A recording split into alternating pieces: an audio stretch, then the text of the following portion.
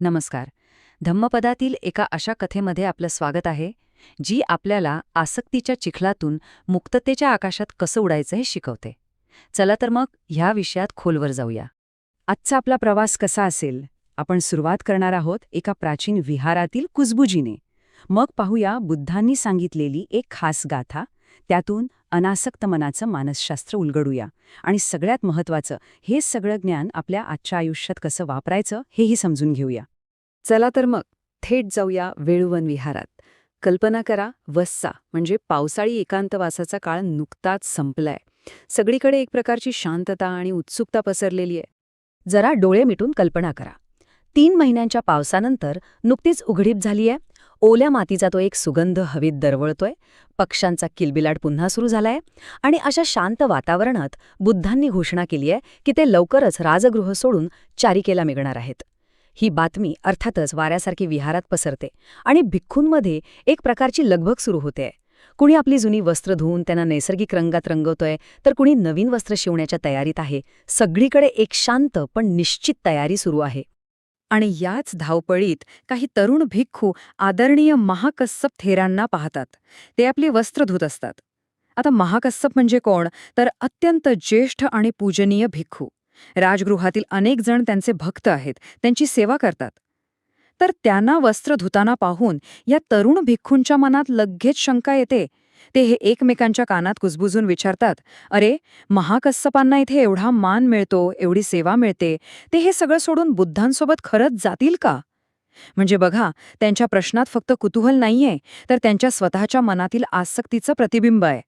त्यांना वाटतंय, जसं आपल्याला सुखसुविधा हव्याशा वाटतात, तसंच कदाचित त्या मोठ्या थेरांनाही वाटत असेल. ते स्वतःच्या मर्यादित दृष्टिकोनातून महाकस्सपांच्या कृतीचं मोजमाप करत होते. आणि मग काय होतं? 15 दिवसांनी बुद्धांनी खरंच महाकस्सपांना काही तरुण भिक्खूंसोबत मागे थांबायला सांगितलं. आता त्या कुजबुजणाऱ्या भिक्खूंना वाटलं, बघा, आपला अंदाज बरोबर ठरला. त्यांचा तो संशय आता तिरस्कारात बदलला. ते एकमेकांना टोमणे मारू लागले. पाहिलंत, आम्ही बोललो तो ना, महाकस्सप नाही गेले बुद्धांसोबत. ते इथल्या मानपणाला आणि सुखसोयींना चिकटून राहिले. जणू काही त्यांना स्वतःच्या विचारांवर शिक्कामोर्तब झाल्याचा आनंदच झाला होता. ही सगळी कुजबूज, हा तिरस्कार अखेर बुद्धांच्या कानापर्यंत पोचतो आणि मग त्यांच्या एका उपस्थितीनेच तिथलं सगळं वातावरण शांत होतं. ते त्या भिक्खूंना जवळ बोलावतात. त्यांच्या आवाजात राग नाही, पण एक अथांग शांतता आणि अधिकार आहे. ते म्हणतात, भिक्खूंनो, तुम्हाला खरंच असं वाटतं का की माझा पुत्र कस्सप इथल्या लोकांना किंवा गोष्टींना आसक्त आहे? तुमचा हा गैरसमज आहे. कस्सप माझ्या सांगण्यावरून इथे थांबला आहे, त्याचं मन कशातही गुंतलेलं नाही.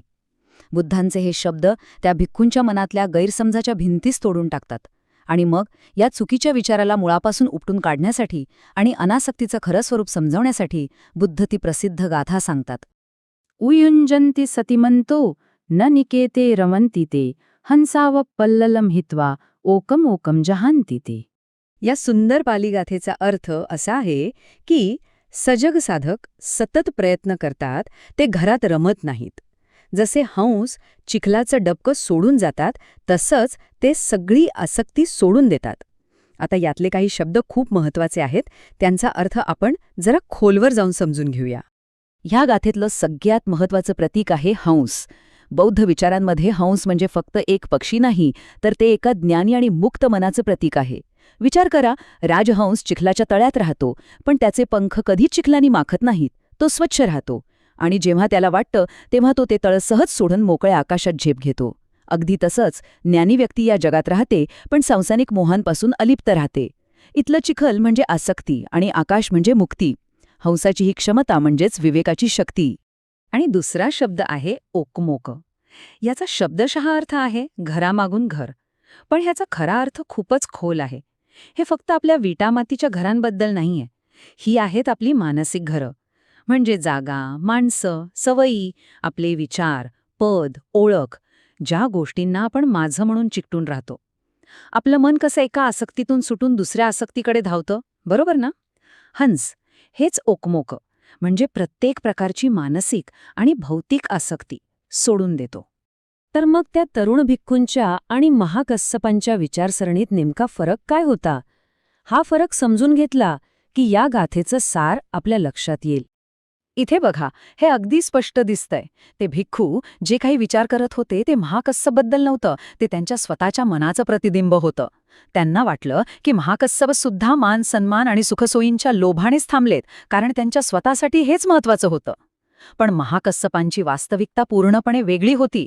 त्यांची प्रेरणा होती ज्ञान आणि आपल्या गुरूच्या आज्ञेचं पालन. ते जगाकडे आसक्तीच्या चष्म्यातून नाही तर स्पष्टतेने पाहत होते, जे त्या भिक्खूंना बंधन वाटत होतं. तेच महाकस्सपांसाठी एक मुक्त निवड होती, एक कर्तव्य होतं. अनासक्तीबद्दल ना एक खूप मोठा गैरसमज आहे. लोकांना वाटतं अनासक्त होणं म्हणजे भावनाशून्य होणं, जगातलं काहीच चांगलं वाईट न वाटणं. पण तसं अजिबात नाहीये. अनासक्ती म्हणजे प्रेमाचा अभाव नाही, तर आसक्तीचा अभाव आहे.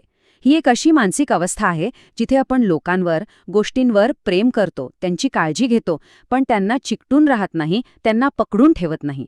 हेच खरं स्वातंत्र्य आहे. बाहेर काहीही हो, आपल्या मनाची शांतता भंग पावत नाही. ही एक प्रकारची सखोल स्वीकृती आहे.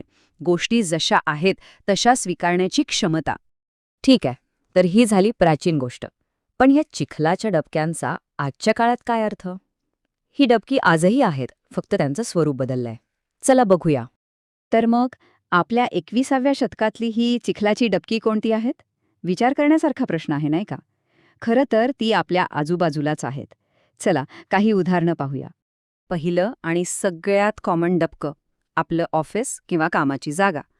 अनेकदा आपण असुरक्षिततेच्या भीतीमुळे किंवा स्टेटससाठी अशा नोकरीला चिकटून बसतो, जी आतून आपल्याला पोखरत असते. ऑफिसमधलं राजकारण, नकारात्मकता किंवा मग आपल्या पदालाच आपली ओळख समजणं, हे सगळं एक असं चिखलाचं डबकं आहे जे आपल्या मानसिक शांतीला आणि प्रगतीला अडवून ठेवतं. आणि दुसरं डबकं अर्थातच आपलं डिजिटल जग. सोशल मीडियावर मिळणाऱ्या लाईक्स आणि कमेंट्सची भूक किंवा मनातली अस्वस्थता टाळण्यासाठी तासनतास मोबाईलवर स्क्रोल करत राहणं, हे आजच्या युगातलं सगळ्यात मोठं आणि चिकट डबकं आहे.